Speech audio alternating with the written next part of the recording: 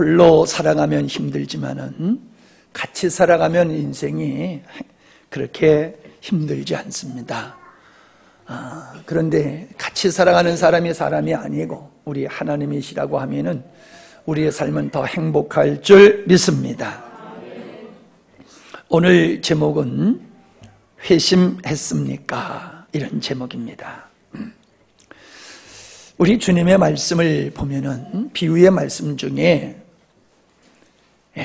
알곡과 함께 가라지가 밭에 있다가 추수 때가 되어지면은 가라지를 먼저 추수해서 불 가운데 던지고 그 다음에 알곡은 추수해서 곡간에 드린다, 그런 말씀을 하신 것이 있습니다.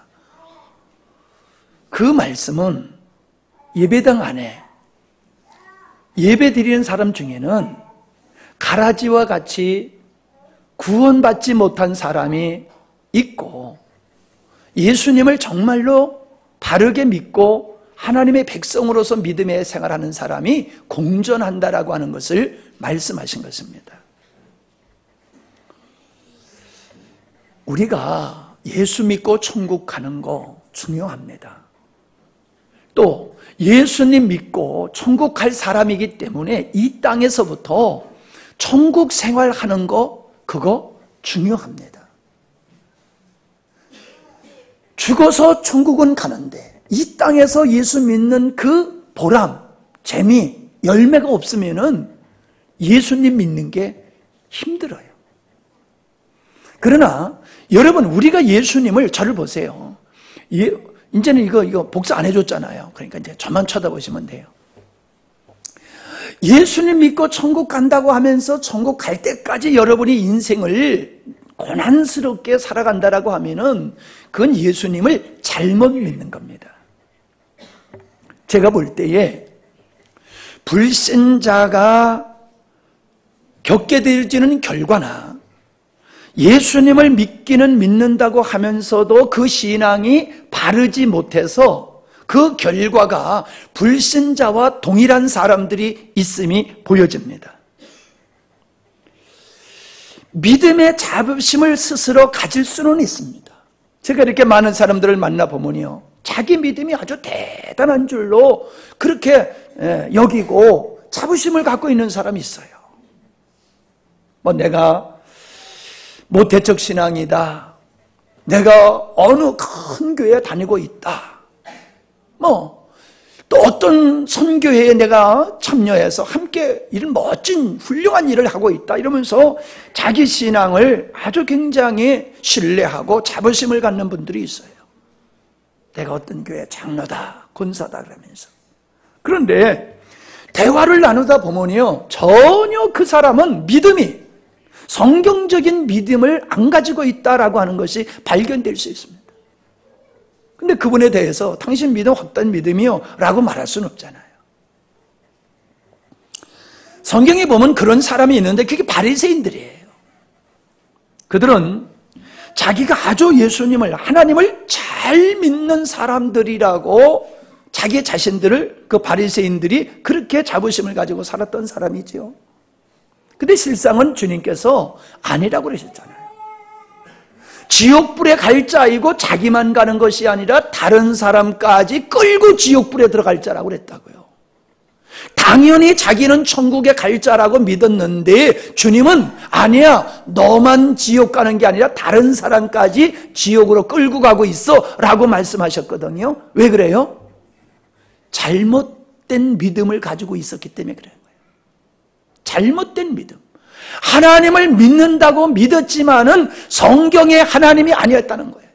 예수님을 믿는다고 믿었지만은 성경의 예수님이 아니라 내가 만든 하나님, 내가 만든 예수님을 믿으면서 나는 반드시 천국 갈 수 있을 거야, 이렇게 확신을 가지고 사는 사람들이 있다라고 하는 사실입니다.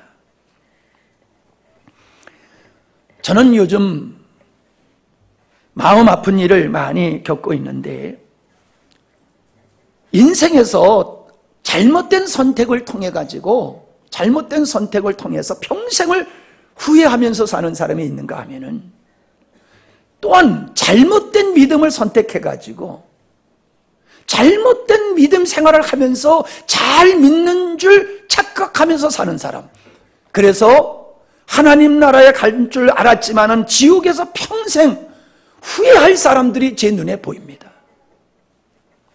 어제 주례사, 최고로 짧은 주례사 들었지요? 다들 좋아하더라고요. 주례사가 짧으니까. 자, 사랑해서 결혼을 해요. 근데 왜 사랑해서 결혼을 하는데 파행으로 갑니까? 진정한 사랑이 아닌 거예요. 당신을 행복하게 한 사랑, 당신을 행복하게 해주기 위한 사랑이 아니라 내가 행복하려고 결혼을 하는 거예요. 그러니까 참다운 사랑은 희생적인 사랑인데 내가 사는 사랑은 이기적인 사랑이야. 이기적인 사랑을 하면서 난 참다운 사랑을 하고 있다고 착각하는 거예요. 나는 지금 엉터리 믿음의 생활을 하면서 그 엉터리 믿음을 성경적인 믿음이라고 확신하면서 살아가. 잘못된 사랑을 가지고 결혼 생활하다가 파행으로 가듯이 잘못된 믿음의 생활을 하면서 이게 바른 믿음인 줄로 가다가 믿음에 파산하는 사람들이 있더라라고 하는 사실입니다.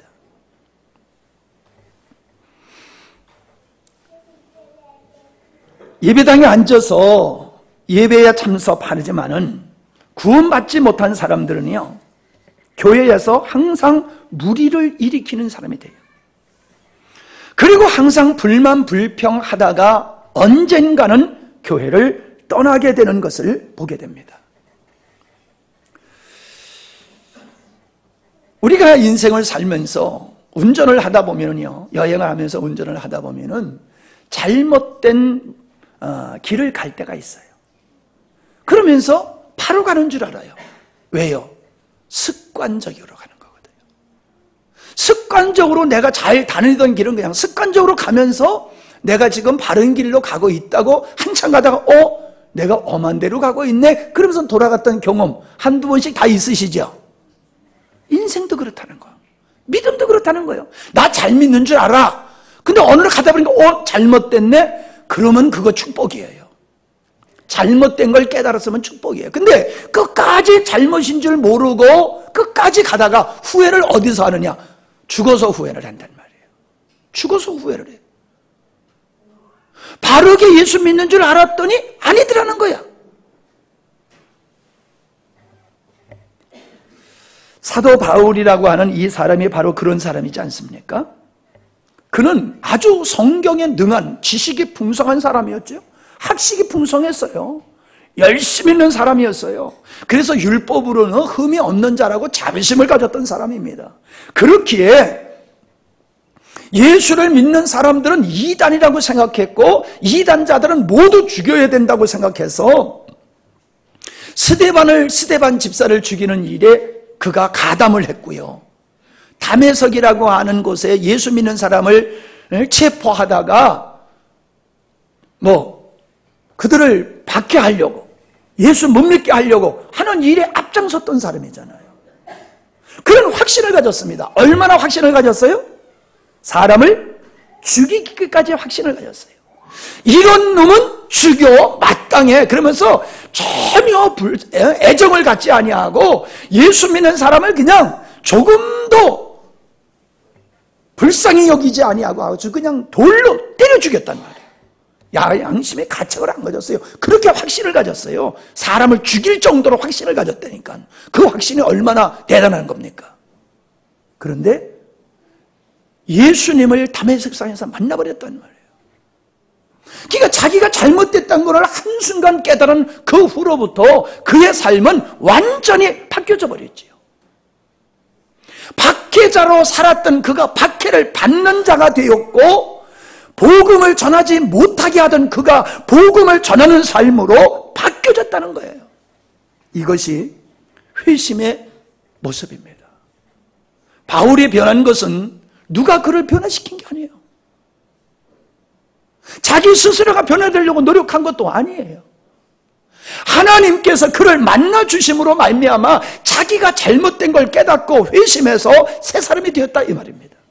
바로 회심이란 그런 것이라는 거예요. 당연히 내를 목적으로 삼고 나를 사랑하면서 내 만족을 위해서 사는 것이 당연하다는 확신을 가지고 인생들이 살다가 하나님을 만나는 순간 이거 잘못된 거네? 그러면서 돌아서는 거예요. 그리고 하나님을 사랑하고 하나님을 정말로 경배하면서 그 하나님의 영광을 위해서 살게 되어지는 삶이 회심한 자의 삶이라는 겁니다. 우리는 보편적으로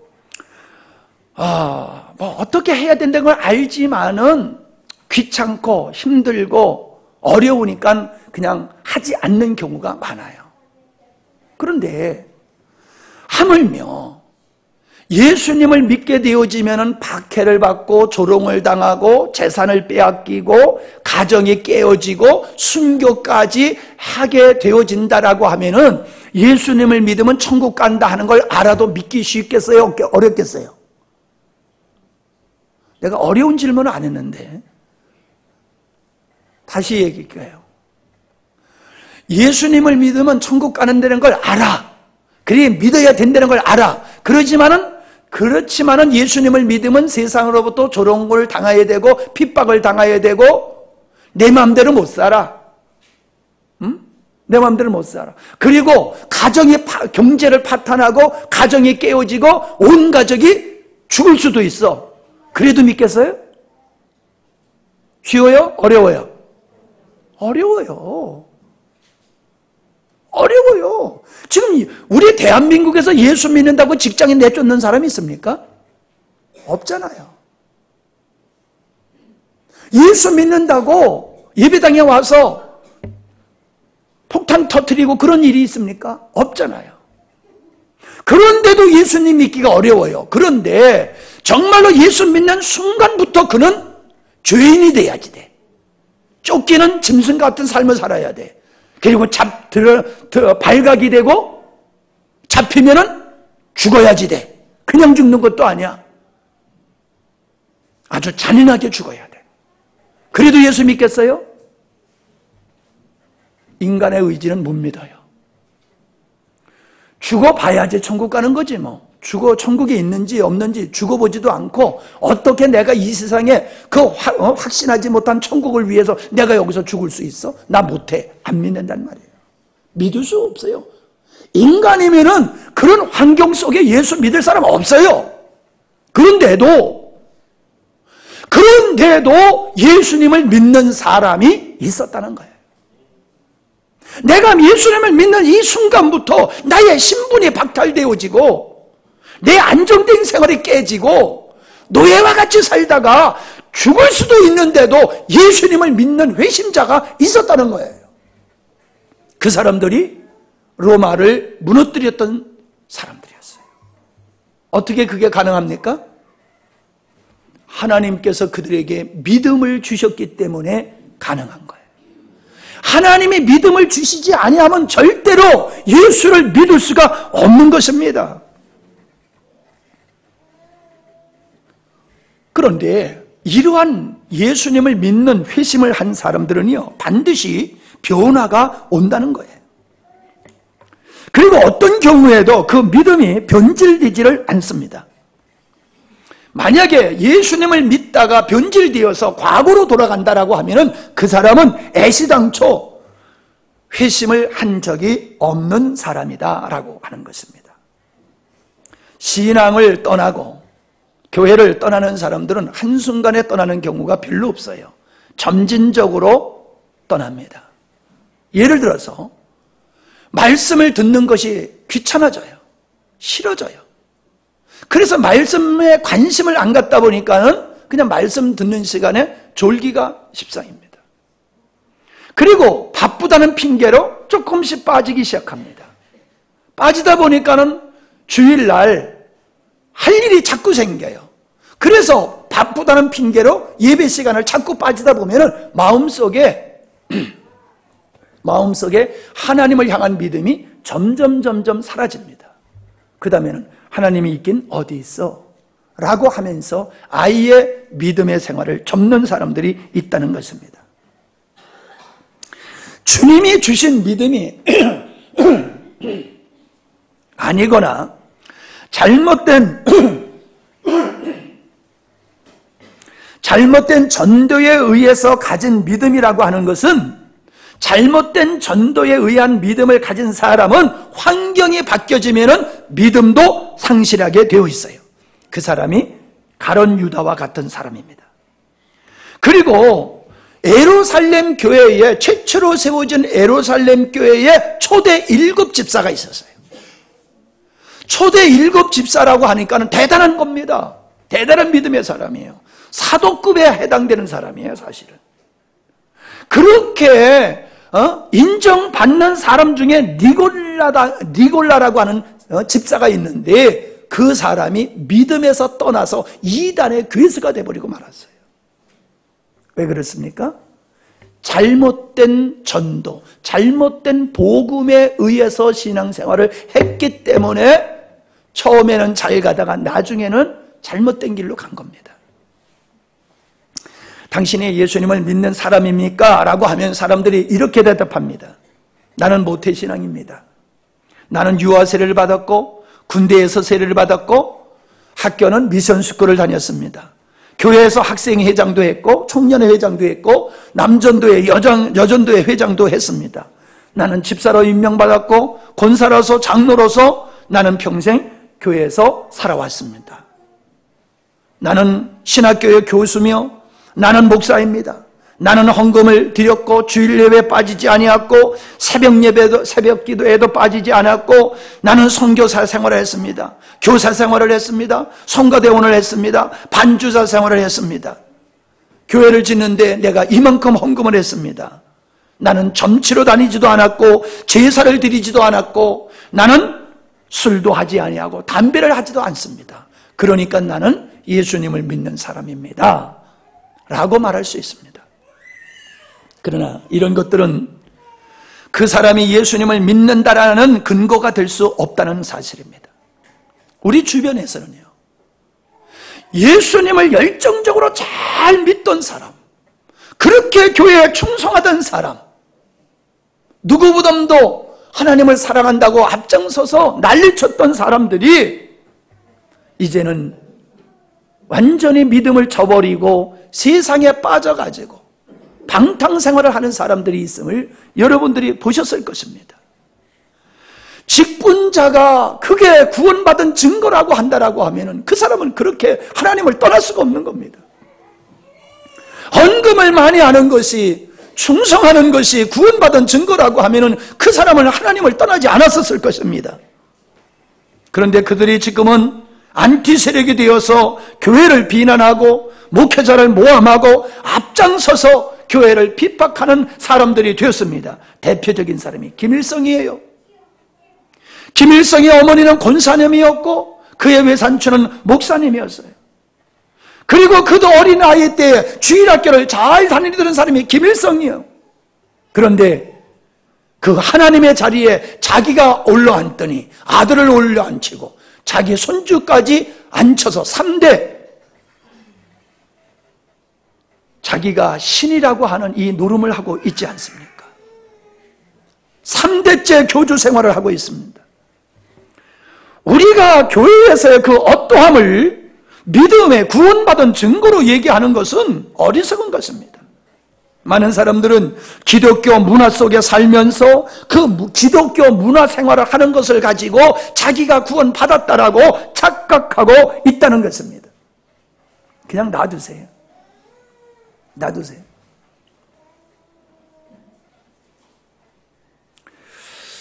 여러분, 이렇게 기독교 문화 속에서 살면서 믿음의 생활을 하는 사람은 내면의 갈등이 와요. 내면의 갈등이 와서 나중에는 교회를 떠나는 사람이 있고요, 아니면은 회심해가지고 진짜 예수를 믿는 사람으로 바뀌어지기도 합니다. 그런데 정말로 회심이 없는 그 어떤 고백은 하나님의 자녀가 되는 믿음이 될 수가 없기 때문에 신앙의 열매를 맺을 수 없어요.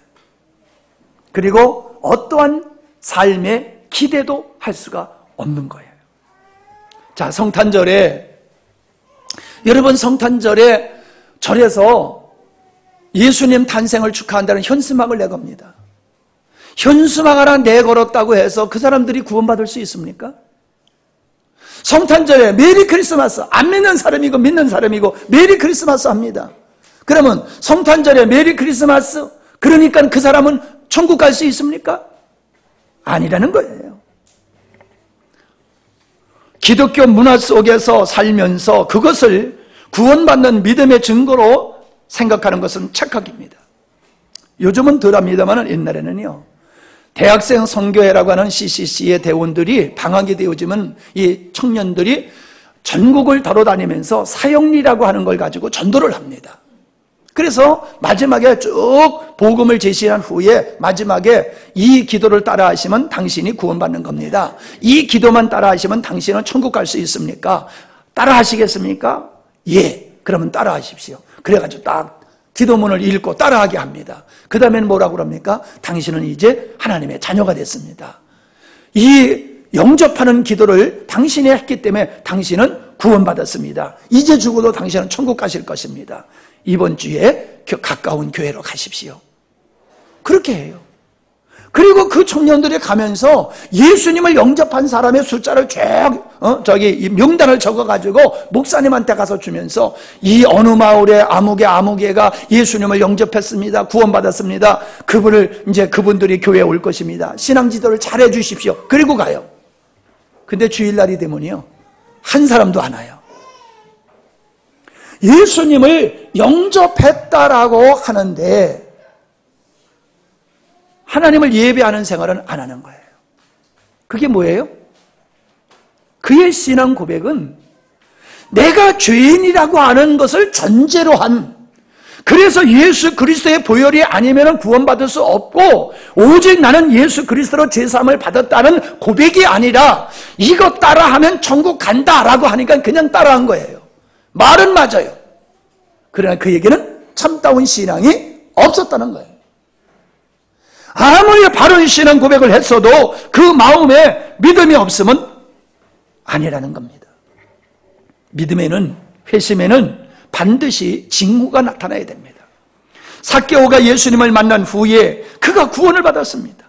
그래서 그가 어떤 고백을 했습니까? 내 소유의 절반을 가난한 자들에게 주겠사오며 만일 네 것을 토색한 일이 있으면 4배나 갚겠습니다. 이런 변화가 일어났어요. 마태는 예수님을 만나자마자 세간직에 있다가 그 세간직을 던져버리고 예수님을 쫓았어요. 사도행전에 보면은 오순절 절기에 하나님의 영이신 성령이 임하셨을 때에 120명이 성령의 충만함을 받았습니다. 그들이 예루살렘 교회의 최초의 개척 멤버라고 볼 수 있는 거예요. 그분들이 성령 받고 회심한 후에 자기 것을 자기 것이라 여기지 아니하고 가난한 사람들에게 다 나눠주는 이 회심의 역사가 있었다는 사실입니다. 반드시 회심의 동기는 자기가 죄인이라는 사실을 발견하고 그것을 인식하고 그걸 인정하는 가운데 있어야지 되는 겁니다. 베드로가 고기를 잡을 때에 밤새워 고기를 잡아도 한 마리도 못 잡았어요. 근데 예수님이 오셔서 말씀하신 후에 베드로에게 깊은 곳에 가서 그물을 내리라 했을 때 그가 가서 깊은 곳에 그물을 내리니까 고기를 엄청 많이 잡았어요. 그때 한 말입니다. 베드로가 이를 보고 예수의 무릎 아래 엎드려 가로되 주여 나를 떠나소서 나는 죄인으로소이다. 아니 고기 많이 잡은 거하고 자기가 죄인인 거하고 무슨 상관이 있어요? 고기 많이 잡았으니까 죄인 된 거예요? 욕심 부려가지고. 고기 많이 잡은 거하고 자기가 죄인이라는 게 무슨 상관이 있어요? 그러나 그는 그 과정을 통해서 예수님이 하나님이심을 발견하고 자기가 죄인임을 깨닫게 된 거예요. 성령이 그 안에 역사하셨어요. 그래서 자기가 죄인이라고 그렇게 고백을 한 겁니다. 아무리 당신 죄인이여라고 하는 소리를 들어도 그 사람이 나는 죄인이라고 고백하게 되는 게 아닙니다. 그러나 물증을 대고 이거 봐라 이러니까 당신이 죄인이 아니냐라고 해도 인정을 하지 않습니다. 그러나 하나님의 영이 그 마음속에 빛을 비춰주머니요, 말씀을 듣다가, 말씀을 읽다가, 기도하다가, 찬양하다가 자기가 죄인임을 발견하게 되는 겁니다. 그리고 눈물 콧물 흘리면서 예수님 영접하고 인생이 바뀌어지는 회심의 역사가 일어나는 겁니다. 성령께서 역사하시는 겁니다. 회심의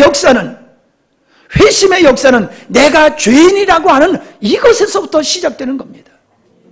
내가 죄인임을 깨닫게 하는 것은 성령의 역사를 통해서 이루어지는 것입니다.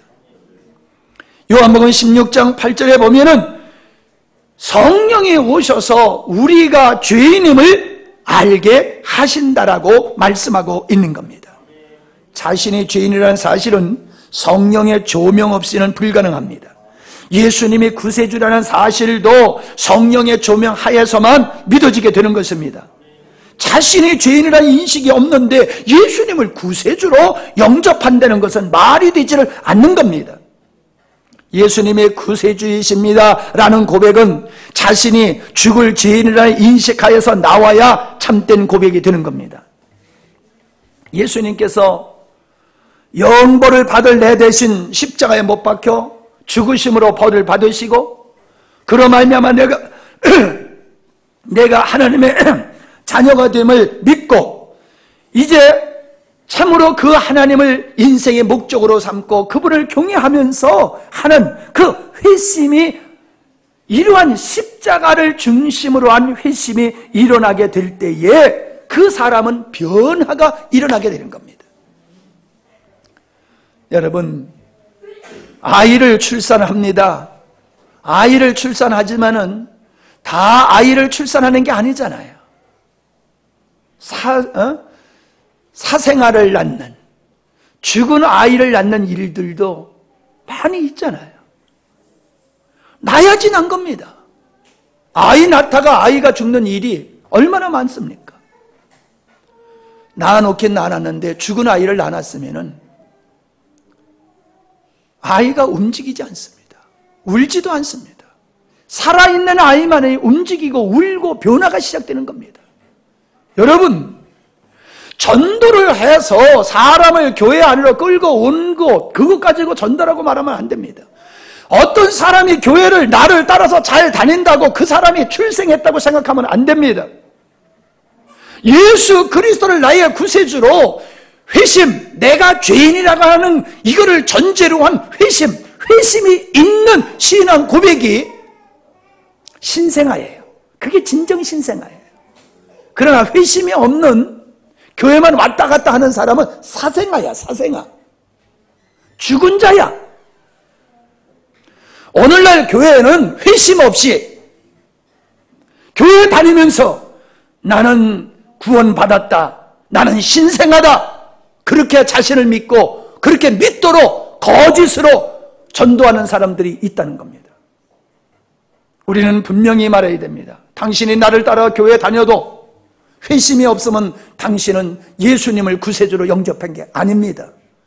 당신의 회심, 진정한 예수 믿기 전의 삶이 나를 중심으로 살고 나를 목적으로 삼았던 그 삶, 하나님의 주권을 인정하지 않았던 그 삶, 그걸 버리지 않는 이상, 그런 자리에서 하나님을 목적으로 삼는 삶으로 바뀌어지지 않는 이상, 당신은 아무리 교회 다니고 당신이 아무리 봉사를 하고 당신이 아무리 직분자라 할지라도, 당신이 목사여 장로가 할지라도 교수라 할지라도 당신은 사생아요. 그렇게 말해야 됩니다. 교회에 나와서 예배에 참석함으로 그걸 구원받았다고 말하는 것은 사기치는 거예요. 그 사람을 영원히 지옥 가게 만드는 겁니다. 만약에 바깥에 있는 사람은 나는 하나님과는 상관없는 사람이라고 믿기 때문에 그 사람은 예수를 믿을 기회가 와요. 그러나 교회 안에 앉아서 예수님을 믿지도 아니하므로 교회에 앉아서 예배만 드리는 걸 가지고 당신이 신앙 고백을 해갖고 예배를 하고 있으니 당신은 구원받아서 이렇게 엉뚱한 일이 하면요, 그 사람은 구원받지 않았음에도 구원받은 줄로 착각하기 때문에 구원받을 수 있는 기회가 안 오는 거예요. 와도 모르는 겁니다. 회심하지 못한 사람들의 특징이 있습니다. 그런 사람들은 복음적 설교를 싫어합니다. 복음적 설교를 하면은 재미없다고 말합니다. 그리고 비판을 합니다. 나아가서는 대적을 합니다. 그리고 설교가 이러쿵저러쿵 반항하기 시작합니다. 그래도 안 되면은 압력을 넣어가지고 그런 설교를 못하게 합니다. 그래도 하면은 세력을 결집해가지고 그런 목사를 쫓아내버립니다. 우리 사이 목사가 복음적 설교를 자꾸 하니까는 미운 털이 박혀가지고 올해는 설교할 수 있는 설교권을 박탈당했대요. 설교를 시키지를 않더래요. 복음적 설교를 하니까는 설교를 하지 못하도록 행정이나 보고 설교를 할 수 있는 기회를 안 줘버리더라는 거예요. 그래서 내가 감사했어요. 감사하다 야. 그런 교회에서 그들이 원하는 설교만 하면 너 죽은 사람이야. 근데 그들이 그걸 싫어하더니 드디어 설교를 못하게 하니 너 진짜 제대로 설교하는 거로구나. 그러니 감사하라. 그리고 열심히 준비만 해라. 제가 그렇게 말을 했습니다. 회심하지 못한 사람은 설교를 하나님의 관점에서 보는 게 아니라 자기 인간 관점에서 봅니다. 그러니까는 그저 자기가 좋아하고 자기가 듣고 싶은 설교만 해주기를 원합니다. 그런데 그걸 안 하니까는 싫어하는 겁니다. 회심하지 않는 사람은 여전히 교회 안에서도 세상적인 가치관을 가지고 살아가고 있어요. 여전히 세상적 논리, 세상적 통념, 세상적 관례를 가지고 교회 생활을 하기 때문에 교회가 운영하는 모든 시스템에 대해서도 세상적인 관점으로 보기 때문에 불만 불평이 생기는 거예요. 교회는 하나님의 나라입니다. 그렇기 때문에 하나님의 말씀을 근거로 해서 교회는 운영되어지는 겁니다. 하나님의 주권이 존중되어야 되는 것입니다. 회심한 사람은요, 관심사가 바뀌어집니다. 관심사가 바뀌어져요. 처녀 때의 관심사하고 결혼한 후에 엄마가 되어서 관심사가 바뀌어질 수밖에 없어요. 쉬운 예로 내가 머리를 짧으면은 뭐 핀 같은 거 별로 생각이 없을 거예요. 근데 머리가 길어지면 핀 같은 것이 생각이 날 거예요. 머리띠 같은 것이. 예수님을 믿고 회심을 한 사람은요, 관심사가 바뀌어져요. 하나님을 자꾸 알고 싶어요. 신령한 것에 대한 관심이 가요. 거룩하기를 목말라 해요. 하나님의 말씀을 읽는 걸 좋아하고 기뻐합니다. 예배를 즐거워합니다. 영혼을 봤을 때의 불쌍한 마음에 들어서 전도하고자 하는 열정이 생깁니다. 변화예요. 생각의 기준이 자기가 아니라 하나님이 됩니다. 인생의 목표가 자기에서 하나님으로 바뀝니다. 사랑의 대상도 바뀝니다. 그리고 자기가 좋아하는 것도 바뀝니다. 죄악된 삶과 방탕한 삶이 싫어지고 저속한 말이나 행동도 싫어집니다. 교회를 떠나는 사람들이 이구동성으로 하는 말이 있습니다. 교회가 사랑이 없다. 난 그래서 그 교회 안 나가. 교회가 은혜가 없어. 난 그래서 그 교회 안 다닐 거야. 사람들이 뭐 관심이 없어. 누가 와도 뭐 관심이 없고 가도 관심이 없고. 그 교회는 관심이 없어. 사람들이. 그 교회 가니까 사람들을 차별하대. 그 교회는 세상과 똑같아. 그러니 그런 교회는 뭐하러 나가? 그런 얘기들 들어보셨지요? 안 들어보셨어요? 재미없네. 들어봤잖아요. 근데 뭐 안 들어본 척하고 가만히 앉아 계셔. 교회가 뭐 이따위야. 그러잖아요. 그러면서 교회를 안 나가요. 예수를 안 믿어요. 교회 다니다가 그냥 팽개치고 말아요. 저는 그런 분들의 말에 변명하고 싶지 않습니다. 부정하고 싶지 않습니다. 얼마든지 교회 안에서 이런 상처를 받을 수가 있습니다. 그러나 잘 들으십시오. 그러나 그런 이유 때문에 그 사람이 믿음을 저버려도 되는 건 아니라는 것입니다. 아멘? 왜? 우리가 예수를 믿는 이유는 교회가 사랑이 많아서 예수 믿는 거 아니에요. 교회 다녀가는 게 아니에요. 교회 가면 사람들이 많이 위로해주고 격려해주고 그렇게 도와주니까는 그것 때문에 교회 가는 게 아니에요. 교회 가서 자기 능력을 발휘하고 사람들한테 관심을 끌고 인정받고 싶어서 교회 나가는 것도 아니에요. 교회 나가는 한 가지 이유는, 교회 나가는 한 가지 이유는, 믿음을 가지는 한 가지 이유는, 나는 죄인이고 예수 그리스도로 말미암아 내가 구원받았으니 하나님을 예배해야 된다는 그것 때문입니다. 그리고 하나님의 자녀가 되어서 하나님의 자녀답게 내가 변화되고 새로워지기 위해서 교회 가서 훈련받기 위해서 교회에 나가는 겁니다. 물론 교회는 사랑이 있어야 됩니다. 물론 교회는 어려운 사람들을 관심을 가지고 돌봐야 되는 게 맞습니다. 교회에서 차별이 있으면 안 됩니다. 그건 교회가 교회다운 것을 말하는 것이지, 그것이 되면은 교회에 나갈 수 있는 것이고, 그게 안 되면은 교회도 안 나가고 믿음도 저버려야 된다고 하는 자기의 불신을 합리화시키고 변명할 수 있는 이유가 되는 것은 아니라는 사실입니다. 만약에 내가 구원받았다라고 하면은 구원받은 후에 교회 나가서 보니까는 교회가 사랑 없어. 그러면 그 교회를 사랑 있는 교회로 자기가 만들어 가야 되는 거예요. 사람들이 관심이 없어. 그러면 자기가 힘들고 어려운 사람들을 관심을 가지고 보살피는 일을 자기가 해야 되는 거예요. 교회가 은혜가 없습니까? 그러면 은혜가 되도록 자기 자신이 그렇게 예배를 만들어 가야 되는 거예요. 그게 우리의 사명이지. 여러분, 찬송할 때 입 좀 크게 벌리고 가세요. 찬송할 때 입을 왜 이렇게 안 벌려요? 그건 벌써 주님 사랑하는 마음이 적기 때문에 그러는 거예요. 형식적으로 부르는 거예요. 형식적으로. 형식적으로 부르니까 입만 달싹달싹 하는 거예요. 여러분, 응원가 부를 때에, 군가 부를 때에 그렇게 부릅니까? 응원가를 불러도 그냥 목에 핏줄이 생기도록 부르는데, 그 하나님을 찬양하는 예배가 겨우 입술로 달싹달싹, 그건 주님 사랑하는 마음이 없다는 거예요. 주님 사랑하는 마음이 없으니까 찬양을 크게 할 수 없는 거예요. 그러면서 예를 들어서 예배가 은혜 없다고, 당신이 예배에 은혜 없도록 찬송을 그렇게 시원찮게 불러서 예배에 은혜가 없는 거예요. 왜? 목사가 보니까 아무개 집사가 입을 좀 이러고 있거든. 그러니까 목사가 그냥 기분이 팍 상해버려. 마음에 팍 상해버려. 그럼 목사가 은혜가 뚝 떨어지면 예배가 은혜가 뚝 떨어질 거 아니에요. 그러면 또 소리는 왜 지르십니까? 또 그런다고 또 원인 제공을 해주면서. 예배에 은혜가 없으면 예배의 은혜가 되도록 여러분이 통로가 돼야 됩니다. 아멘? 목사님이 은혜가 없어 보이면 목사님의 은혜가 되도록 여러분이 열심을 내셔야 되는 거예요. 오늘 그냥 찬양하는 거 보니까 은혜가 돼가지고 그냥 목사님이 이렇게 은혜가 충만하잖아. 이럴 때 그냥 아멘 해요, 무조건. 예, 참. 목사님이 그렇다는데 박자 좀 맞춰줘서 뿔라?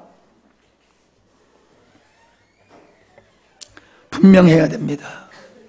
우리가 예배에 참석하고 우리가 믿음을 갖는 것은 예배당에서 예배드리는 성도들이 좋아서 그 교회가 사람들의 관심을 이끄는 교회, 전통이 있고 유명한 인사들이 나오고 그 교회 나가면은 여러 가지 유익을 얻기 때문에 나온다? 그런 게 아니에요.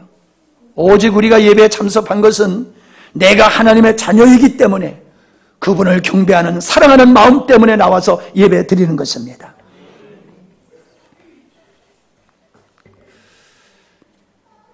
저는 믿음을 저버리는 사람들은 여러 가지 핑계를 대면서 믿음을 저버리는 사람들은 애초에 그 사람들은 회심이 없는 사람이라고 저는 확신을 합니다. 기독교를 종교로 선택했을 뿐이지 예수님을 자신의 구주로 믿고 예수님이 자기 인생의 목적으로 삼고 하나님을 영광 돌리는 삶으로 회심하지 않았기 때문에 교회를 떠나는 것이라고 저는 믿습니다. 요한일서 2장 19절에 보면은 저희가 우리에게서 나갔으나 우리에게 속하지 아니하였나니 만일 우리에게 속하였다면 우리와 함께 거하였으려니와 저희가 나간 것은 다 우리에게 속하지 아니함을 나타내미려 함이라. 교회를 떠나 나가면서 뭔 소리를 하고 나가든지 그가 교회를 떠나는 것은 하나님께 속하지 않았기 때문에 떠나는 거다, 그 말씀하고 있는 거예요. 만약에 하나님께 속한 자라고 하면은 아무리 교회에서 상처를 받아도 교회를 안 떠난다는 거예요. 하나님을 안 떠난다는 거예요.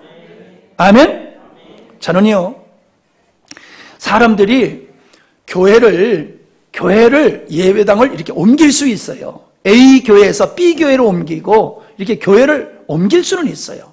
그런데 이런 경우에만 옮겨야 됩니다. 딱 두 가지만입니다. 직장에 의해서 이사를 했어요. 그래서 먼저 다니던 교회와 너무 멀리 떨어졌어요. 그런 경우에는 어쩔 수 없어요. 그런 경우에는 예배당을, 교회를 옮길 수 있어요. A라는 교회에서 B라는 교회로 옮길 수 있어요. 두 번째, 교회에서 복음 설교를 하지 않는 교회는 떠나도 돼요. 왜? 복음 설교만이 설교예요. 복음 설교를 하지 않는 것은 하나님이 목적이 된 교회가 아니라 인간이 목적이 된 교회이기 때문에 그런 교회 다니면서 믿음의 생활을 제대로 할 수 없어요. 이 두 가지 외에는 예배당을 바꿔서는 아니 됩니다. 제가 이렇게 단호하게 말씀드리는 이유는요, 요즘 제 친족 중에서 이단으로 빠진 사람도 있고 이단과 비슷한 데 빠진 사람도 있어요. 먼 사람이 아니야. 이야기하면 여러분들이 다 알 수 있는 사람들이에요. 그런 사람들이 지금 이단으로 빠지고 이단과 비슷한 데로 빠지고 있어요. 성도들도 믿음의 힘을 잃는 사람들을 제가 보고 있어요. 왜 믿음의 힘을 잃느냐? 동일한 설교를 가지고 어떤 사람은 믿음의 힘을 얻는데 어떤 사람은 믿음의 힘을 얻지를 못해. 왜 동일한 설교를 듣고도 이단에 빠지고 이단 비슷한 데 가고 동일한 설교를 듣고도 어떤 사람은 은혜를 입는데 어떤 사람은 힘을 잃느냐? 이유가 있어요. 복음을 바라보는 게 아니에요. 주님을 바라보는 게 아니에요. 예수님을 믿긴 믿지만은 그 예수님이 나의 경배의 대상이 아니라 내가 원하는 욕망을 채워주기 위한 수단으로서 예수를 선택하다 보니까는 진리를 선포하는 교회는 재미가 없어. 그러니까 아예 말씀도 안 들어. 그런데 자기가 원하는 걸 얘기하니까 그냥 푹 빠져버려. 이게 옳고 그런 거 상관없이 자기가 듣고 싶은 거, 자기가 원하는 걸 하니까 맹신하고 따라가더란 말이에요. 그게 누구야? 내 친족 중에 그런 사람이 있단 말이에요. 내 친족 중에, 목사인 친족 중에. 그러면 여기 앉아있는 여러분 중에서는 그런 사람이 안 나온다고 볼 수 있습니까? 이미 있었잖아요. 이미 우리 교체를 떠나간 사람이 있잖아요.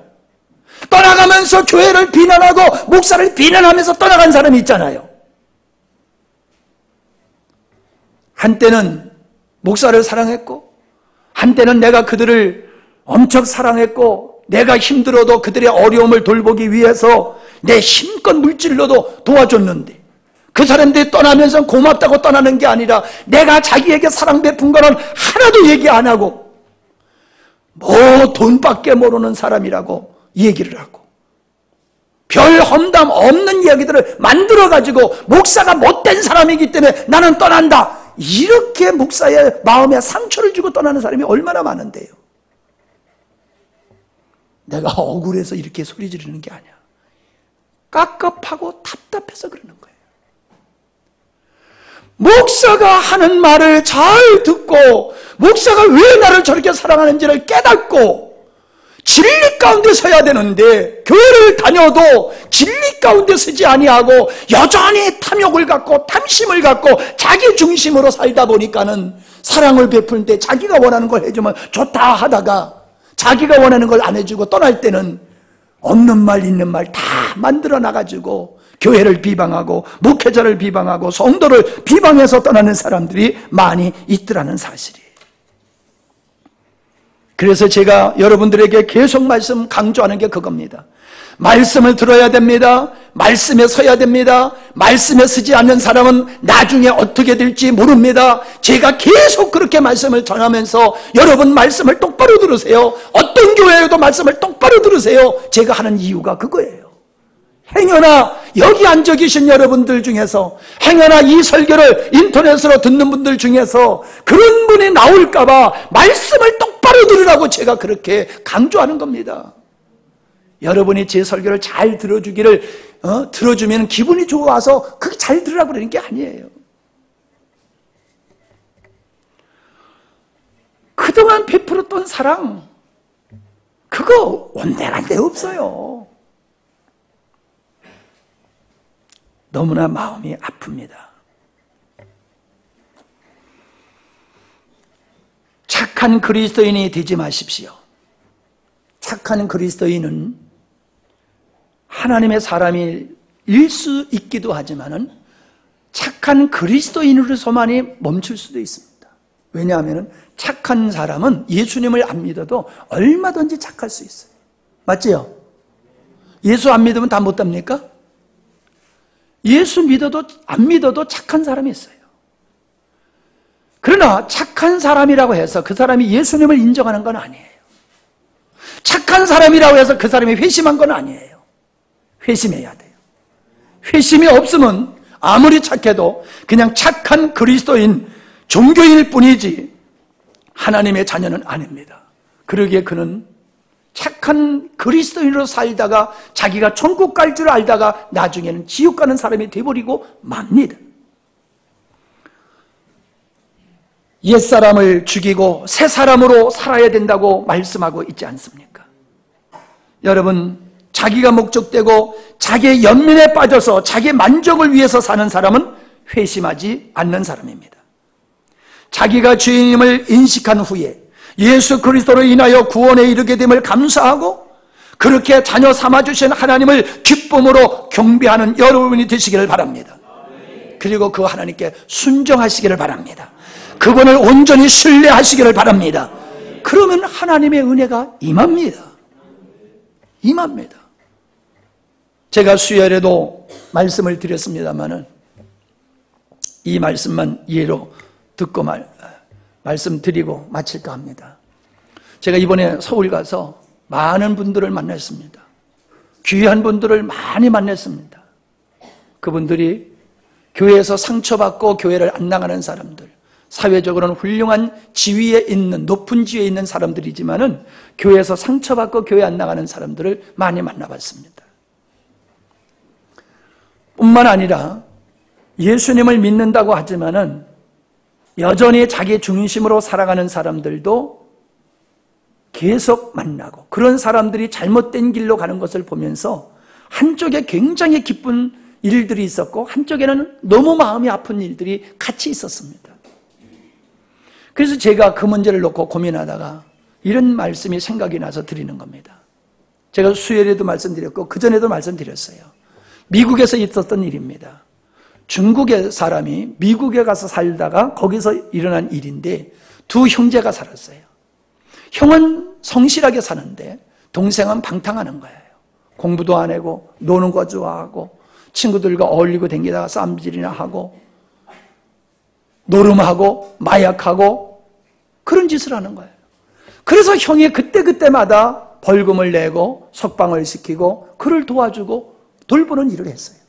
근데 급기야 이 동생이 노름을 하다가 사람을 죽인 거예요. 그리고 형한테 피신을 왔어요. 형이 그 동생을 보고 동생을 살리기 위해서 동생의 피 묻은 옷을 자기가 입고 동생을 감춰주고 자기가 동생을 대신해서 잡혀갔습니다. 그리고 사람을 죽였기 때문에 사형 선고를, 그 형이 동생 대신 사형 선고를 받았어요. 그 형이 죽기 전에 동생에게 편지를 합니다. 내가 너를 대신해서 내가 죽는다. 이제 너는 내가 너를 대신해서 죽었기 때문에 너는 죄가 없다. 그러니 이제는 반듯하게 살아라. 바르게 살아라. 과거의 삶을 살지 말고 바르게 살아야 된다라고 하는 마지막 유언의 편지를 남기고 그 형은 사형장에서 죽었어요. 그 편지를 받아본 동생이 어떻게 살았겠어요? 또 노름질을 했겠어요? 또 마약을 했겠어요? 또 강도짓을 했겠어요? 절대로 그렇게 하지 못하는 거예요. 왜? 그러한 방탕의 삶 때문에 형이 내 대신 죽었다고 하는데 어떻게 내가 그 짓을 또 하느냐 말이에요. 그게 예수 믿는 사람한테 적용되는 말입니다. 예수님이 내 죄 때문에 나를 사랑하고 내가 목적되고 내 중심이고 내 만족을 위해서 살던 그 죄 때문에 예수님의 십자가에 못 박혀 죽으셨는데 어떻게 내가 그 짓을 또 하며 살 수 있냐 말이에요. 말이 안 되는 거예요. 그런데 말이 안 되는 행위를 오늘날 그리스도인들은 버젓이 행하고 있는 거예요. 마치 동생이 야 우리 형이 내가 사람 죽인 것 때문에 우리 형이 내 대신 죽었다? 돌아다니면서 우리 형이 내 대신 우리 형이 감옥에서 죽었다? 그리고 돌아다닌다라고 하면은 그러면서 그 짓을 또 한다라고 하면 그 사람은 아마 길에서 맞아 죽을 거예요. 응? 야 너의 못된 행위 때문에 형이 너희 대신 죽었는데 이놈아 또 그 짓을 해? 이 인간도 아닌 놈 맞아 죽을 거야 아마 길에서. 우리는 예수님의 내 죄를 위해서 죽어주셨습니다라고 고백은 거창하게 하면서 여전히 그 삶을 살고 있어. 그러면서 구원받았대. 그러면서 천국 갈 수 있대. 말이 됩니까? 제가 보기에는 우리 한국교회는 이런 사람들이 너무 많아요. 너무 많아요. 회심하지 않고 구원받는 줄 착각하는 이런 그리스도인들이 교회 안에 너무 많아요. 그렇기 때문에 저는 여러분에게 오늘 새해 두 번째 설교를 이렇게 회심의 말씀을 가지고 강력하게 여러분에게 말씀을 전하는 겁니다. 혹시 이 자리에 계신 여러분 정말로 예수님이 내 죄를 위해서 죽으셨다는 사실이 믿어지지 않는다라고 하면 하나님께 기도하십시오. 믿어지게 해달라고. 진정 여러분의 마음속에 아직도 회심이 없다라고 하면은 하나님 나 회심 있는 삶을 살게 나를 도와주십시오. 예배당에만 왔다 갔다 하는 자가 아니라 회심하는 자로서 하나님을 사랑하고 하나님이 기쁘고 하나님이 즐겁고 하나님을 향하여 거룩하고 참되게 사는 것을 기뻐하고 내 평생 그렇게 살도록 도와주시옵소서. 그런 마음으로 기도하시기 바랍니다. 그렇지 아니하면 지옥 가요. 그렇지 않는 사람은 구원 못 받아요. 그냥 착한 그리스도일 뿐이야. 세상에서 사람들에게 그냥 인정받는 그리스도일 뿐이야. 죽어서는 천국 못 가요. 이 땅에서도 천국 생활 맛보지 못해요. 그런 분이 하나도 없기를 바랍니다. 이제 옆에 분과 손을 한번 잡아보시기 바랍니다. 옆에 분하고 손을 잡으시고 성숙자매도 어디로 가 혼자 앉아있지 말고 여기 빨리 가서 옆에 사람하고 저쪽 뒤로 가든지 가서 하은이도 빨리 어디로 가 여기 와요. 동생들 옆으로 와. 손을 잡으시고 하나님 우리 모두가 우리의 손을 잡아 이리 오려니까 빨리 둘이 가는 것보다 혼자 오는 게 낫잖아. 주님 우리의 손잡은 이 우리 모두가 정말로 회심한 영혼으로서 하나님 나라까지 갈 수 있도록 우리에게 믿음을 주시옵소서. 우리를 지켜주시옵소서. 우리 간절하게 기도할 수 있기를 바랍니다. 기도하십니다.